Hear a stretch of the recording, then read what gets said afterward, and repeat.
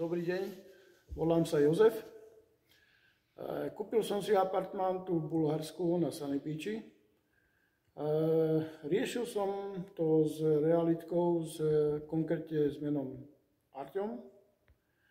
Realitka bola veľmi ochotná, veľmi úslužná. Ukázali mi prvý deň minimálne 10, 12, 13 apartmánov, ktoré som si pozrel. Samozrejme som sa rozhodoval, že či je lepšie, není lepšie, ktoré bolo krajšie, ktoré nebolo krajšie. Boli ústretoví aj v tom, že nám poslali video, čo sa týka apartmánov. Potom sme prišli osobne pozrieť si apartmány. Všetky apartmány, čo nám ukázali, bola maximálna spokojnosť, čo sa týka uskutočnenia, čo sa týka rýchlosti, čo sa týka prevedenia. Všetko bolo v poriadku. Vybrali sme si jeden apartmán, ktorý sme sa dohodli, že si ho odkúpi. Dali sme zálohu. Záloha sa dávala nejakých 2000 eur. Sa dávala záloha za apartmán. A čakali sme na to, kedy nám vybavia všetky doklady, papiere a tieto veci.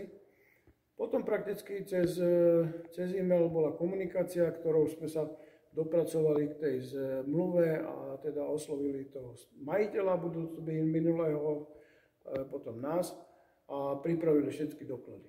Čo sa týka prevedenia prepisu a prevedenie mena a tieto veci okolo toho bolo úplne bezproblémové. Dokonca ešte sme aj otvorili účet na naše meno, aby sme sa nebali o peniaze, ktoré budeme tu prevádzať.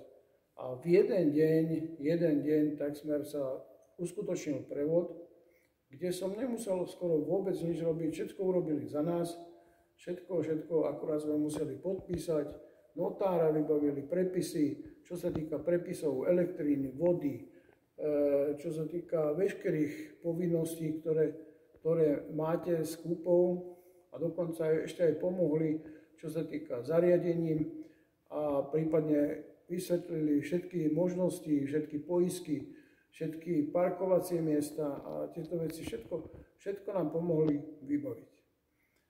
Takže pokiaľ pozeráte toto video, ja som bol maximálne spokojný s touto cestou, realitnou kanceláriou a hlavne s menom manažera, alebo viac menej je manažera tejto kompanie a volá sa Arťom.